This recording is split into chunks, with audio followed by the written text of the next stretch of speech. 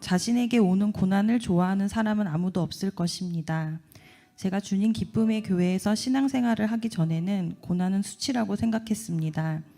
어떠한 잘못 때문에 벌을 받는 것이거나 운도 없고 복이나 지혜가 없어서 당하는 것이라고 생각했기에 다른 사람에게 나의 고난을 말하지 않고 숨기는 것이 당연한 것이라고 생각했습니다. 수습하기 정말 어려운 문제만 부모님께 상의를 드렸고 나의 온 힘으로 해결하기 위해 세상에서 필요하다고 판단되는 정보를 찾았습니다. 그때에는 말씀이 깨달아지지 않았습니다. 너희 중에 누구든지 지혜가 부족하거든 모든 사람에게 후히 주시고 꾸짖지 아니하시는 하나님께 구하라. 그리하면 주시리라. 야고보서 1장 5절.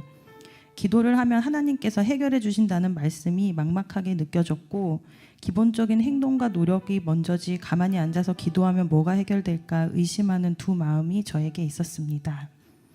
새가족방과 성장 디딤돌, 마더와이즈, 삶의 지혜를 가득 채워준 다락방, 반복된 훈련을 통해 하나님께서 구원의 진리를 한 단계 한 단계 이해하게 해주셨습니다. 신앙체험도 은혜로 간증을 할 수 있게 하셨습니다. 지난주 설교 말씀 중에 지혜가 부족한 이유의 예를 들어주셨는데 더 잘 살아야겠다는 욕심이 많고 염려와 근심, 생각만큼 잘 안 되었던 미련이 죄책감으로 남은 저는 뒤숭숭한 사람이 나구나 생각되었습니다. 또한 제가 교만하지는 않은 것 같다고 생각했었지만 하나님께 제가 구하는 것이 하나님 원하는 것인지 묻지 않고 내가 원하는 대로 해결을 원할 때에만 기도드리고 평소에는 기도도 열심히 하지 않는 교만을 깨닫게 하셨습니다.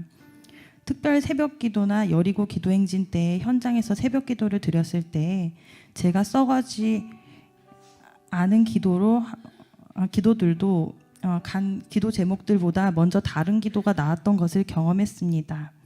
잊고 있었던 기도들도 너무 많이 생각이 나고 수많은 얼굴들이 한 명 한 명 선명하게 보였습니다.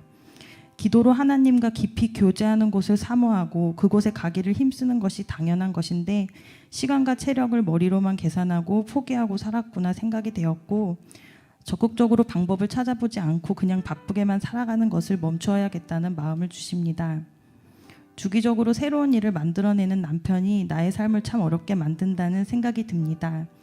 경제적으로 더 개선시켜 보겠다는 남편의 노력을 인정하고 하나님의 지혜로 분별하실 수 있게 기도를 더욱 강력히 해야 하는데 불평하고 자기 마음대로만 하는 모습을 정죄했고 생각하면 내가 스트레스를 더 받으니 기도하지 못했습니다.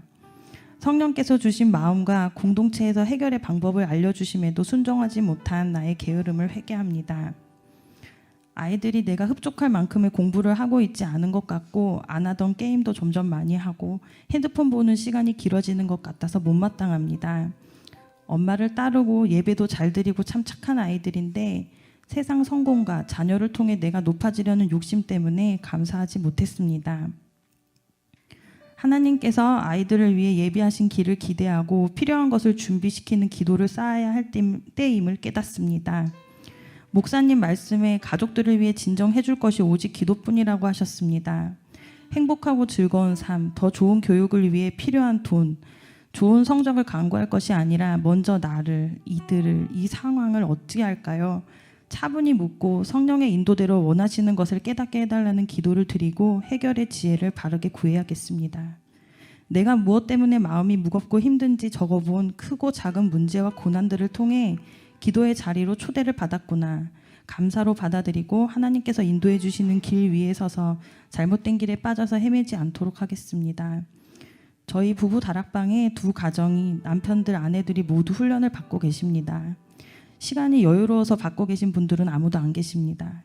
체력적 어려움과 업무의 스트레스, 육아의 버거움이 느껴질 때 지혜롭게 훈련을 선택하신 집사님들의 스케줄을 달력에 적어놓고 보면 생각이 수시로 떠오르고 준비의 과정, 훈련 시간을 위해 기도하게 됩니다. 저를 위해 중보해 주신 목사님, 다락방 집사님들과 교구장님, 순장님들께 감사드립니다. 오직 위로부터 난 지혜는 첫째 성결하고 다음에 화평하고 양순하며 긍휼과 선한 열매가 가득하고 편견과 거짓이 없나니 화평하게 하는 자들은 화평으로 심어 의의 열매를 거두느니라. 야고보서 3장 17절에서 18절. 하나님, 기도가 무엇이고 어떻게 해야 하는지 알게 해주심에 감사합니다. 한결같이 듣고 계시는 하나님을 신뢰하고 두 마음 품지 않고 고난의 아픔만 바라보지 않게 하옵소서. 시간과 장소를 정하여 시작하는 기도를 통해 하나님 더욱 깊이 만나주시고 포기하지 않고 끝까지 믿음에 도전하게 하옵소서. 예수님 이름으로 기도드립니다. 아멘.